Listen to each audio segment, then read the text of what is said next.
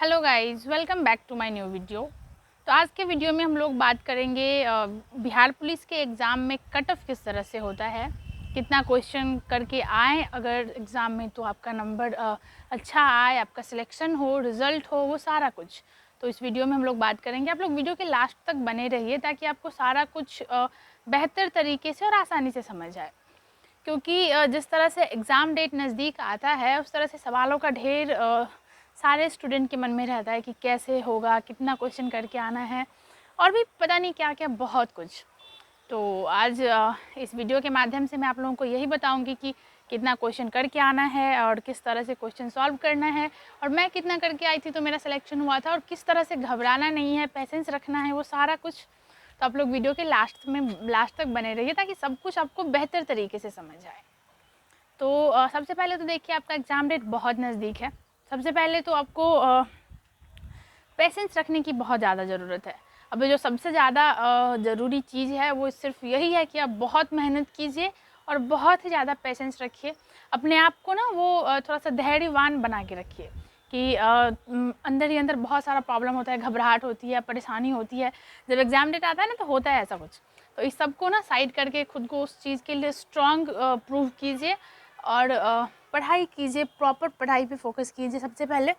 और रही बात रिज़ल्ट होने की, कितना क्वेश्चन करके आए तो रिज़ल्ट होगा, तो उसके लिए देखिए क्या होता है ना कि वो क्वेश्चन पे डिपेंड करता है कि क्वेश्चन किस हिसाब से पूछा जा रहा है। टफ़ है अगर, तो अगर आप कम भी क्वेश्चन सॉल्व करके आते हैं तो आपका रिज़ल्ट होगा। अगर क्वेश्चन पूछने का तरीका थोड़ा सा आसान होता है तो आपको ज़्यादा करके आना होगा।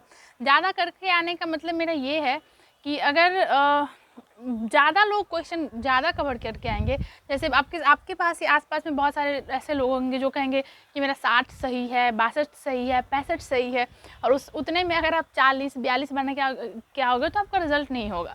तो उस टाइम का जो एवरेज होता है ना, उसके हिसाब पे डिपेंड करता है कि कितना करके आए फिर रिज़ल्ट होगा।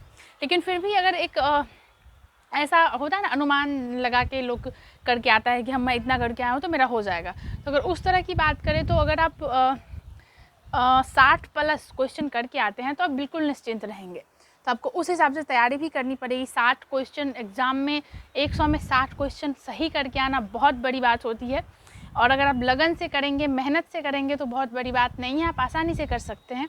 तो बस यहाँ पे जो सबसे ज़्यादा महत्वपूर्ण चीज़ ये है कि आपको बहुत ज़्यादा मेहनत करना पड़ेगा। ये जो अंतिम का दिन चल रहा है, एग्ज़ाम का डेट नज़दीक आ रहा है, और पढ़ाई जो आप कर रहे हैं ना उसको थोड़ा सा स्पीड बढ़ाना पड़ेगा, थोड़ा सा आपको स्मार्ट वर्क करना पड़ेगा और अपनी पढ़ाई की स्पीड को थोड़ा सा बेहतर करना पड़ेगा, थोड़ा तेज़ करना पड़ेगा, ताकि आप कम समय में बेहतर से बेहतर कर पाएँ।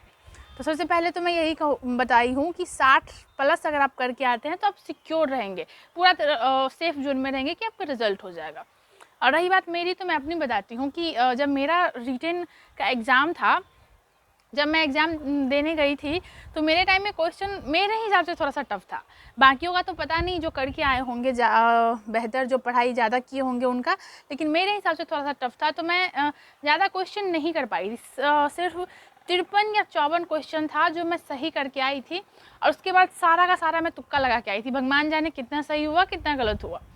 और ये एक बात सही थी कि मैं 53 क्वेश्चन एग्जैक्ट सही करके आई, और ये भी बात के लिए मैं अंदर ही अंदर श्योर हूँ कि बहुत सारा तुक्का सही हुआ होगा तभी जाके मेरा सिलेक्शन हुआ है, नहीं तो नहीं हुआ। तो मैं आपको बस यही कहूँगी कि तो उस टाइम में मेरा क्या था ना कि मैं श्योर बिल्कुल भी नहीं थी कि मेरा रिजल्ट होगा। मैं दूसरी चीज़ों की तैयारी में लगी हुई थी कि मेरा यहाँ पे नहीं होगा, लेकिन फिर भी थोड़ा बहुत इधर उधर होके मेरा रिजल्ट हुआ। 2-4 हमको लगता है भगवान भरोसे तुक्का सही हुआ। तो मैं आप लोगों को कहूँगी कि आप इस कन्फ्यूज़न में बिल्कुल ना रहें, अपनी तैयारी को प्रॉपर इस तरह से करें कि आप किसी के भरोसे ना रहें कि क्या होना है नहीं होना है, 1-2 अगर सही हो गया तो मेरा रिजल्ट होगा, नहीं हुआ तो नहीं होगा। ये जो कन्फ्यूज़न होता है ना, बहुत गंदा कन्फ्यूज़न होता है। ये ना किसी एग्ज़ाम की तैयारी करने देगा आपको, ना ही आगे पढ़ने देगा, और भी पता नहीं क्या क्या, इतना सारा कन्फ्यूज़न हो जाएगा। तो मैं कहूँगी कि इस कन्फ्यूज़न से आप कम से कम दूर रहें और उस लेवल से तैयारी करके जाएं कि आप 60 क्वेश्चन कम से कम सही करके आएँ, और बिल्कुल श्योर रहें कि आपका रिज़ल्ट होगा, कुछ इस तरह से। तो मैं बस यही कह रही थी कि परेशान नहीं होना है, घबराना नहीं है, टाइम कम है और तैयारी ज़्यादा करनी है, मेहनत ज़्यादा करना है। तो सिर्फ अपने आप को टाइम दीजिए, सिर्फ अपने काम पे फोकस कीजिए, बाकी आपका जो भी काम है ना वो बाद में होता रहेगा। और जब एग्ज़ाम डेट निकल जाएगा, एग्ज़ाम ख़त्म हो जाएगी आपकी, तभी आपका जो एक्स्ट्रा काम है वो चलता रहेगा। तो मैं बस यही कहूँगी कि अभी पूरा प्रॉपर अपने आप पे टाइम दीजिए, दुनियादारी और भी एक्स्ट्रा जो काम है आप सबको छोड़ के सिर्फ अपनी पढ़ाई पे फोकस कीजिए और रिज़ल्ट लाइए। सबसे ज़्यादा ज़रूरी काम जो आपके लिए है वो यही है कि आपको रिज़ल्ट लाना है। तो तैयारी इस तरह से करके जाए कि 60+ क्वेश्चन कम से कम आपका सही हो। ज़्यादा आप जितना कर सकते हैं वो आपके लिए अच्छी बात है। तो आज के वीडियो में मैं आप लोगों को यही बता रही थी कि घबराना नहीं है, पेशेंस रखना है, अच्छे से तैयारी करनी है और बेहतर रिज़ल्ट लाना है। तो आपको अगर कोई सवाल हो, कुछ पूछना चाहते हैं आप, तो कमेंट कीजिए। कमेंट के माध्यम से मैं आप लोगों के सारे सवालों का जवाब दूंगी। तो आज के लिए इतना ही। बाकी आप लोग अच्छे से पढ़ते रहिए, लगातार पढ़ते रहिए, रिज़ल्ट तक बेहतर तैयारी करते रहिए।